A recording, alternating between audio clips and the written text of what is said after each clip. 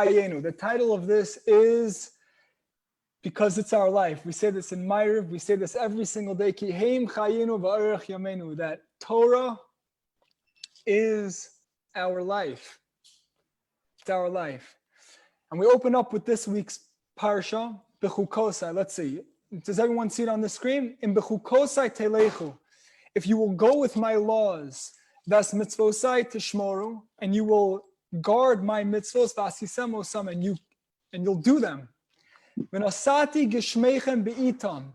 I will give you rains in the right time. V'nosno ha'aretz yivula, and your land will give forth produce. Ve'etz hasoda yitin perio, and the trees of your fields will give off fruit. Those are the first two psukim in the second parsha, which is Bechukosay. Let's just open up. We'll read a little. Parshas Bechukosay posachas b'milim bohem. The parsha of Bechukosay opens up with words that Pona Kadosh Baruch Hu L'Am Yisrael. Hashem turns to Klal Yisrael, to the nation of Israel. V'omar lahem, and he says to them, Im atem. Let's see if we could. Oh yeah, now let's get this popping. Nice. Im Bechukosay telechu. If you will go with my laws, ves mitzvosay tishmoru. You walk with my laws. Ves mitzvosay tishmoru, and you will keep my mitzvos. Vasisem osam, and you'll do them. Azai, then anik lochem, I will bestow upon you betmura, in exchange, schar, the reward of shel v'nosati geshmeichem be'itam. I will give to you and bestow upon you the reward of, I will give you rains in the proper time. V'nosno ha'aretz yivula ve'etz hasoda yitim perio, and that your land will give forth produce, and your fields will give forth fruit. Ubrachos rabos nosofos, and additional blessing. But now he's going to open up with the Rashi, the first Rashi on Bechukosay. Asks an obvious question. What's the difference between Bechukosay telechu and Ves mitzvosay tishmoru? What's the difference? Mashmos hamilim Bechukosay telechu. The inference of the words Bechukosay telechu, that you shall go with my laws. He lo she'im Yisrael yishmor es hamitzvos. This is not talking about if the Jews will keep the mitzvos. Why? Ki shmiras hamitzvos mitzuyenes bahemshech haposel. Because keeping the mitzvos is pointed out on the next part of the pasuk, the milim v'es mitzvosay tishmoru, which is with the words, and you shall keep and guard my mitzvos. So what's Bechukosay telechu? What's the additional? And the Orach Chaim has 42 pshatim on what this means. There's a lot of pshat. There's a lot. But we'll go with Rashi. Ala pirush Bechukosay telechu. Rather, the explanation of Bechukosay telechu, that you shall go with my laws, hu kedivrei Rashi, is like the words of Rashi, shetiu amelim b'Torah, that you should toil in Torah. That it's not just that you should keep the mitzvos, but rather there's an additional thing. Bechukosay telechu, you shall walk with my chukim. You shall walk. It should, and we're going to see it's more. It should be part of you. Torah shall be a part of you. You should toil in Torah. It's from the Medrash. It's from the Sifra that the Rashi's just quoting the Medrash that says that you should toil in Torah. You should be involved in Torah. You should be involved in learning Torah, or delving into and working and putting effort into Torah. Lo rak limud Torah. We're not just talking about learning Torah. Elo yoser mikach. Rather, it's more than this. Amelin b'Torah. You shall toil in Torah. Limud Torah mitoch amal. To learn Torah from toiling. That we're not just going through kitzur from and just like to know what to do. That we're involved. We're entrenched within the words of God, within the words of Torah, that we're involved, that we're one, and that we delve in. This Torah, to put an effort and to delve into the depths of Torah. That Bechukosay telechu is not just keeping the mitzvos, as Rashi says, because that's the next part of the pasuk. Rather, It's putting an effort to learn Torah and delving into the Torah.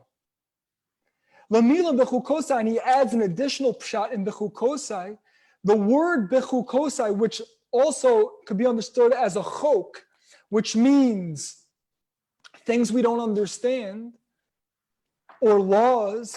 Lamila Bechukosay, the word Bechukosay, yesh mashmos penimius nosefes, has an additional, deeper, additional meaning. Lo rak kiyum shel chuki Torah. It's not that you should just establish and keep the laws of the Torah, Bechukosay telechu, that you shall walk with the Torah and you should learn the Torah and delve into it and toil. Elo gam bechukosay miloshon chakika. Rather, what does the word chok come from? As the Sfarim point out, it comes from the word chakika, which means to engrave, to carve out. Shator tieh chakuka belibo, that the Torah shall be engraved within you. It should be engraved within your heart. Ubenafsho shel adam, should be engraved in your soul. Hahevdel, the difference between osios hanechtavos al haniyar, the difference between letters written on a paper, lebein otiot shenachkakos be'even, between then words which are engraved in stone, hu otiot shenechtavos al gabei niyar, that is, that words and letters which are written on paper, yesh kan shtei yashuyos nifrados, there's two separate entities. Yeshno haniyar, there's the paper. V'yeshno hadio, then there's the ink. Shenichtav al gabei hadaf, which is written on top of the paper. Elu shnei devarim nifradu shechavu yachad. Those are two separate things which came together. It's not one, it's two separate entities. When you write on paper, you have the ink, and then you have the paper, two separate things.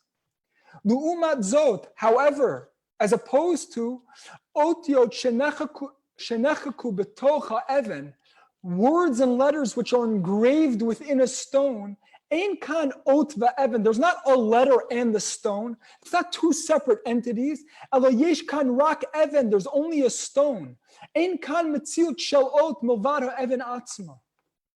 There's no independent existence of the letter itself. Rather, it's one with the stone. Chakika, when it's engraved in you, what does it mean to have Torah engraved? It means it's one with you. It's one with who you are. Gam habakasha shel HaKadosh Baruch Hu me'am Yisrael hi. So also Hashem is asking from Klal Yisrael, Bechukosay telechu, to go with my laws or my chukim. What does that mean? To kaimu et haTorah v'hamitzvot lo kedavar nosaf al mitziatchem. Not as something additional to your existence. It shouldn't be there's the Torah and then there's me. Lo ka'otiot haktsuvos b'dio al gabei niyar. Not like letters written on a paper, which it's something separate from who you are, something separate from your essence. Ala bechukosay. Rather, it should be bechukosay. What does that mean? Ka'osios hachakukos al ha'even, like letters which are engraved in a stone. Ein kan atem v'hamitzvos, that there's no you and the mitzvos. It's not two separate entities. El tiu lemitziut achat, that you shall be one independent existence. Mitziuta shel ha'even, the existence of a stone, rak haTorah v'hamitzvos, that you shall be one with the Torah. So we have two pshatim, we have two explanations so far as what does Bechukosay telechu, what does that mean? We have, as Rashi opens up, what does that mean? It says, Bechukosay telechu v'as mitzvosay tishmoru. So it already says to keep the mitzvos and to go with and to guard the mitzvos. So what does it mean? What does it mean? Bechukosay telechu, that you shall walk with my chukim. Rashi says, and he opens up from the Medrash, that means that we have to toil in Torah. It's not enough just to keep the mitzvos. Rather, you have to be omel, you have to put an effort in delving into the depths of Torah. And number two, Bechukosay, it means lashon chakika, that should be engraved within. that you should become one with the Torah. That's not like there's a story from Rabbi Freifeld, which I just heard, that supposedly Winston Churchill said something like to the English people that it's not that you live in England, but you're English, you're British. I mean, that's who you are.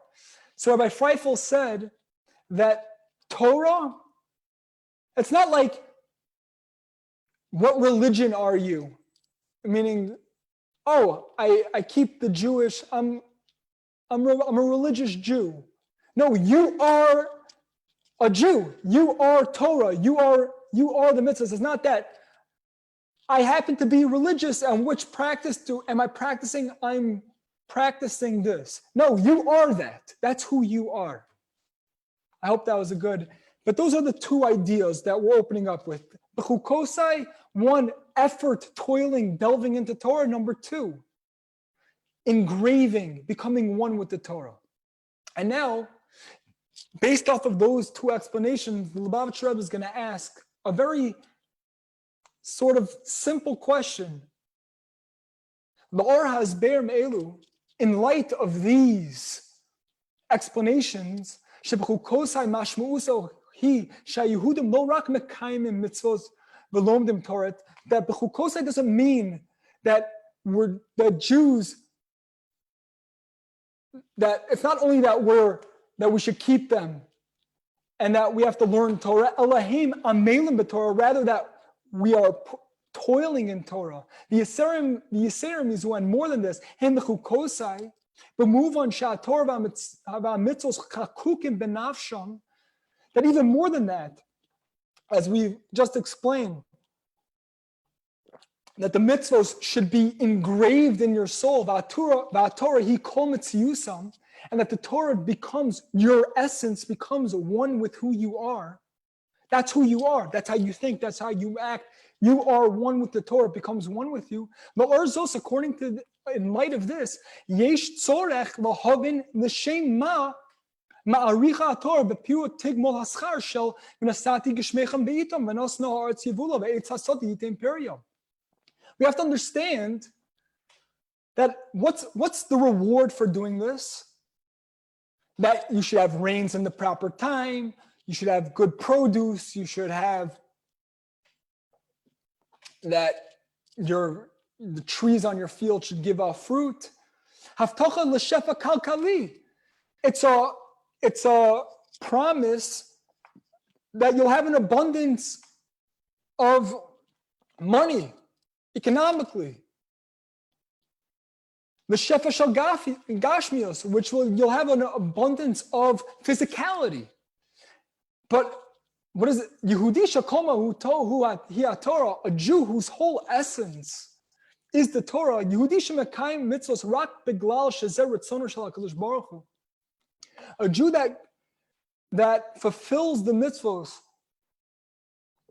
only because it's the will of Hashem. Yehudi she'ein lo kol mitzios mishalo, a Jew that doesn't have his own independent existence, milvad tafkido la'avod es HaKadosh Baruch Hu, except for his purpose of serving Hashem, shelo al manas lekabel pras, which is not for the purpose of getting reward. Eza mokom yesh laharich v'lispor lo al shefa gashmi. What place is it, meaning, is there to just go on and on and on in the Torah about what abundance you're going to get physically?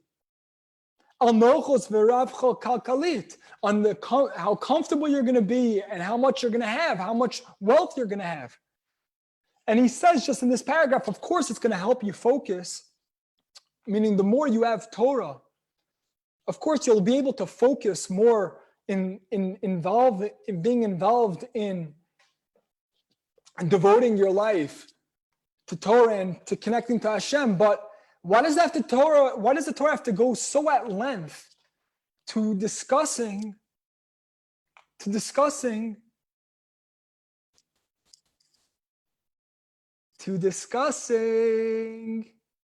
that the reward is physically?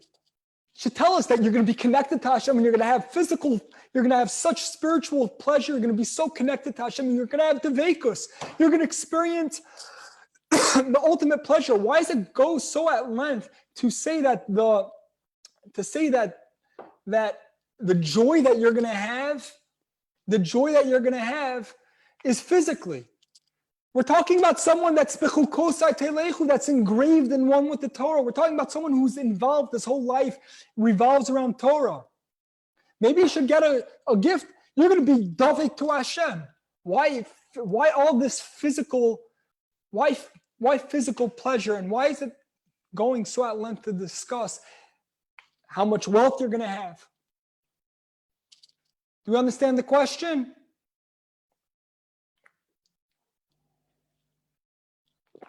Any thoughts? Why is there such a focus on the Gashmiut if we don't need, if that's not why we're focusing on it? That's not why we're doing the mitzvot? It's even more than that. We're talking about someone who's Bechukosay telechu. We're talking about someone whose whole life, it's not just that he's keeping mitzvot. We're talking about someone whose whole life, Bechukosay telechu, means that you're one with the Torah. You're toiling. Your whole life revolves around Torah. So someone whose life revolves around Torah appreciates a pleasure greater than physicality. Appreciates that there's something more than that. Of course we need that. But that the whole focus should be that? Why? Why is the Torah going so at length that the gift that you're going to get is physical? That's Lubavecher Rebbe's question. So now he says in a very interesting part 2. Ha'adam murkav me'ivam rabim. A person is made up of many different limbs. Yeshnam ivam na'alim va'adinim. He has some limbs are very are of higher value and more, they're adin, they're more gentle, they're more important, kamo hamoach va'alev, like the heart and the soul. Yeshnam chushim ragishim kamo hariyah v'ashmiya. There's certain senses that you have, like seeing and hearing. V'yeshnam evarim v'achushim chusim yoser. And then there's limbs and senses which are on a lesser level. Ad le'evarim migushamim kamo ha'ekev shebaregel. Until the point of you have your heel of your foot. Meaning if you had a choice, chas v'shalom, none of us, but if you had a choice between the heart or the brain and your heel, there's a big difference. There's a big difference between having eyesight and between missing a toe. Even though chas v'shalom, meaning they're all important, but there's levels. When we think about and contemplate which limb is of higher level, which limb is of more importance, of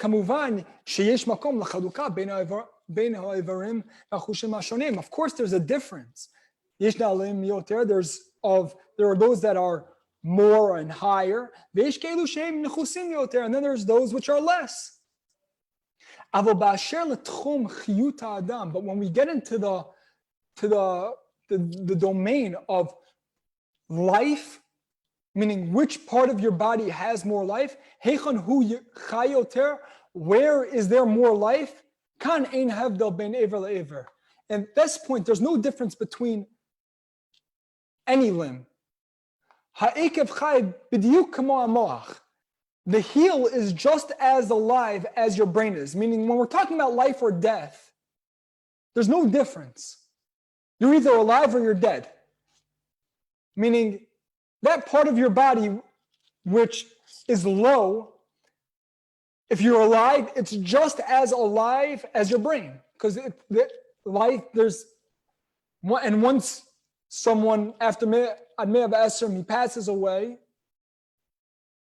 so then no one, your brain or your heart, nothing's alive.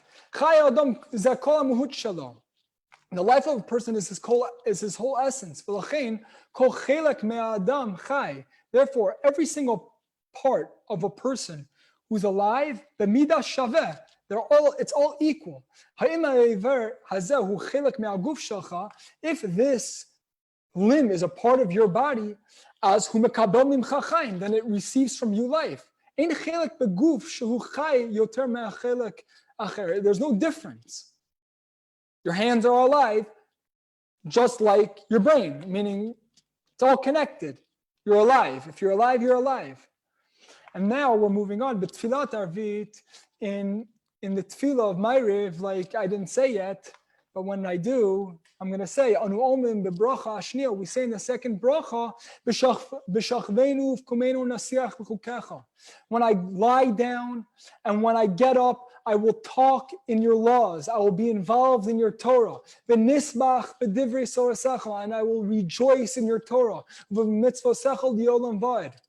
And I will rejoice in the words of your Torah, and I will rejoice in your mitzvos forever. Ki heim chayenu, because Torah is our life, because they are our life. V'orach yomenu, and the length of our days. HaTorah v'amitzvos heim chayenu, heim ha'chaim shel Yehudi. Torah and mitzvahs are the life of a Jew. They're the life of a Jew. And he just goes through, I'll speak this Gemara out loud, that there's the famous Gemara with Rabbi Akiva, which, let's just do it quickly. Yadua Sipur Amuvah B'Gemara. It's known, the story which is brought in the Gemara in Brachos, which says on Rabbi Akiva, Shahaya Makil Kihilas, that he was bringing people together, Barabim, in public, V'osik B'Torah, and he was involved in Torah. In a time where it was in the time of the Bar Kochva and the Romans, there was a gezerah that you can't learn Torah in public. So Pagash Bo Papas ben Yehuda, met him, and he asked him, are you not afraid? So Heishav lo Rabbi Akiva b'mashlam aforsam. So Rabbi Akiva answered him with the famous parable, Al Shual Shaholach al Sfas Hanar, with regards to a fox which walks on the edge of the river. And he sees the fish running from place to place, swimming back and forth. And they're afraid of the fishermen's nets. So the fox said to them, do you want to come up to the dry land? And I'll live with you. Come up. You'll get away from the nets. Come up onto dry land. So Amrulo, he said to him, the fish said back to the fox, what, you're the smartest of all animals? You're the smartest of all the animals? No pikeach ata. You're not smart. Rather, you're stupid. And just like if within the place where we have life, in the water, we're afraid. All the more so. If we're going to be a place of death, of course we're going to be more scared. So Rabbi Akiva finished off, this is the next part of the Gemara. Rabbi Akiva finished off saying, also us. If we're sitting and being involved in Torah, that it says in it, that it is our life and it's the length of our days. If we go and we stop learning it and we nullify it, we're batal from it, we ignore it, all the more so. HaTorah hi chayenu, the Torah is our life. And because it's our life, so now he's moving on. Basically, what he just expressed is, he expressed two things. No, one thing, one main thing. That when it comes to things of higher levels, when it comes to things of different levels in our body, of course, there are things which are more important than others. When it comes to life, there's just life or death. And Torah is our life. It's like, so now what's he going to say? HaTorah chayenu. Torah is our life. And because it's our life, as kol protei adam. Therefore, life includes every single detail of a person's life. Life, if Torah is life, it doesn't mean that Torah is just for the spiritual things. Torah is life. Torah is every single detail and aspect of your life. Every single thing that you're going to encounter your whole life, every single part of yourself is included within Torah. And if that's the case, there's no place which is alive more or less. And this is a big idea in Chassidus in general, but let's just finish this off. The Torah includes and surrounds and gives life to every single part of a person's experience, of the human experience here in this world. That includes the parts of your life which are more spiritual, and that also includes the parts of your life which are more physical. That is your life. And therefore, and therefore its expression, the Torah's expression in the world, is in every single part of your life. When you go out to work, you are completely involved in Torah, whether you like it or not. Every single thing, you have Bava Kama, you have the whole Nezikin, which is involved in damages. Torah, it's involved with personal life. Torah infuses the physical world. And not just that, and that's why it's specifically the Lubavecher Rebbe and Chabad in general focuses on this idea that Torah is supposed to be brought down and it's supposed to elevate this lower physical world. That Hashem wants a dir b'tachtonim, Hashem wants a dwelling place in the lower realms. And how does that happen? That happens specifically through being involved in physicality. And therefore, he says, Im haschar al limud Torah, hayaschar ruchani bovad. And therefore, he says that if the reward for Torah was only a spiritual reward, v'lo schar gashmi, and not a reward, a physical reward, mashmos hadover hi, the inference, what one would infer is shachalokim hagashmim shel adam lo kshurim l'Torah. What one would conclude is that the physical world has nothing to do with Torah. Torah is a spiritual, is just my connection to Hashem. It's not involved with my spiritual life. It doesn't penetrate to the lower parts of my life when I eat, when I'm involved in business. It doesn't penetrate those places. Then kach harei Torah hi lo chayenu. And if that's the case, Torah would not be our life. Because Torah is our life. And in this world, we're alive physically. We're alive physically here. And therefore, Torah needs to penetrate the physical world. And therefore, if you're involved in Torah, that means it has to affect your physical life. Ki im hi chayenu shel Yehudi, because if it is the life force of a Jew, chova shetia lo hashpa al kulo, it would have to, it would obligate, it would have to be that it would penetrate everywhere. It would affect every single part of your life. Gam al chalokim hagashmim shelo. Also, the parts of your life which are physical. And whatever, he goes on a little more, but we could stop right here. I heard an amazing idea, which is very similar to this, meaning when Rashbi, just connected to Lag BaOmer, when Rashbi came out of the cave, he burnt up. It says that he came out and he saw people plowing and being involved in the field. And the Gemara says that he said, what are you being involved in this world? You're being involved in, you're leaving Olam Haba, you're leaving the world of eternity and you're being involved in this finite world which is going to end. And he burnt them up. And a Baskal came out and said, what are you doing, destroying my world? Get back into the cave. So the simple pshat is that he actually burnt them. But I heard from Rav Moshe Tzvi Weinberg an amazing pshat. He said, what does that mean? What's the pshat? The pshat is is that when he came out of the cave, he was so involved in Ruchnius, he was so involved in Torah, and he got up and he said a big Musar shmooze. He said, what is everyone doing working? What is everyone doing being involved in planting and sowing and being involved in this world? You're leaving Olam Haba. So you know what everyone did? Everyone got on fire. He burnt them. Everyone got on fire. It was like, forget it. They dropped their plows. They dropped everything and they just ran to the base medrash. And you know what Hashem said?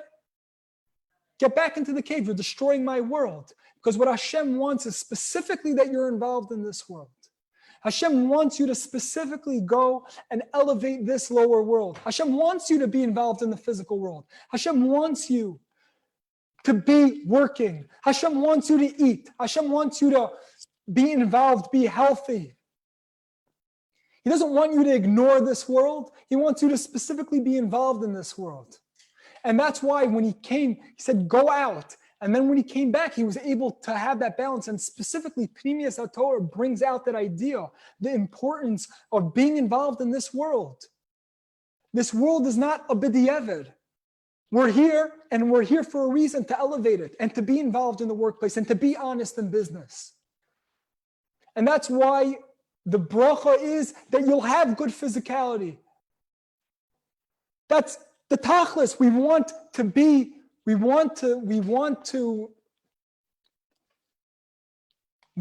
be thriving in this physical world. We want to be elevating this physical world. It's not just a spiritual thing, and that's why the brachos of Bechukosay telechu are the physical. Because Torah, if it's kihem chayenu, if it's our life, it penetrates every single aspect of our life.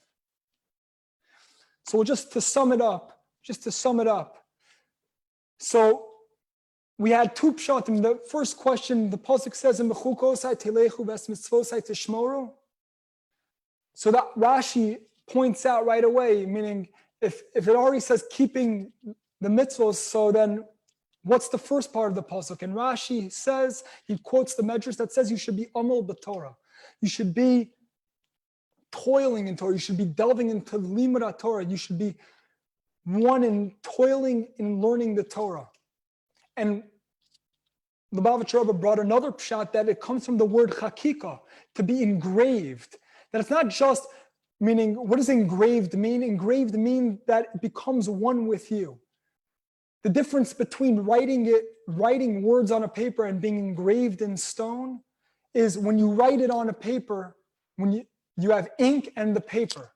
But when something's engraved in the stone, it's one in the stone. And when Hashem says, Bechukosay telechu, Hashem is saying, toil and be one with the Torah, that you shouldn't have there shouldn't be a separate mitzias. You should be one with the Torah. Of course, keep the mitzvahs, but there's an additional thing of being one with the Torah.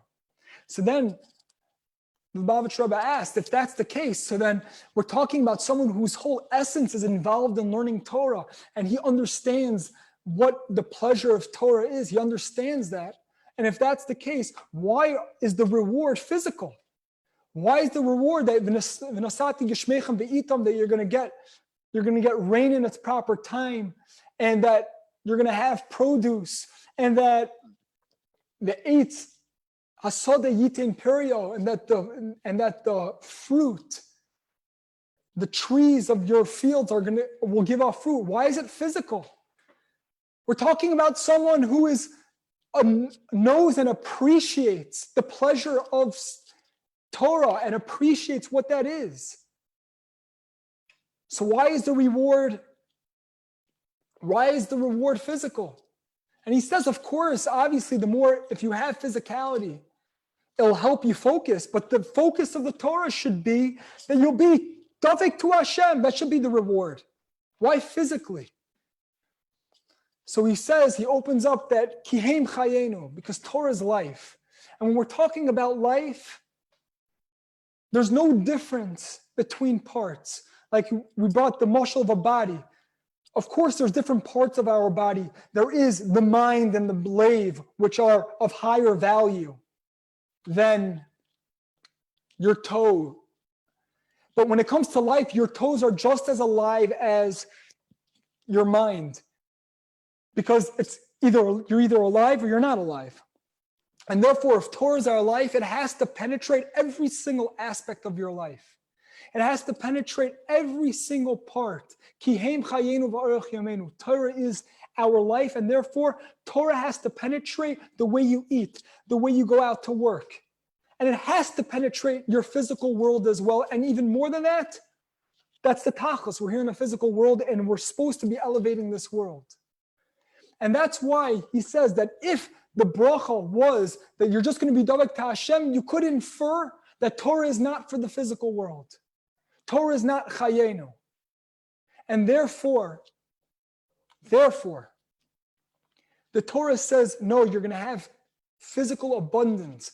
Torah affects and gives you a good physical life because Torah is chayenu. Torah is our life. It's good preparation for Shavuos. Mamish. Let's get ready. L'chaim, yasher koach. Any points? Anyone has anything? Anyone want to say anything? Any questions? Any thoughts? So, Hanania. Good to see you, Hanania.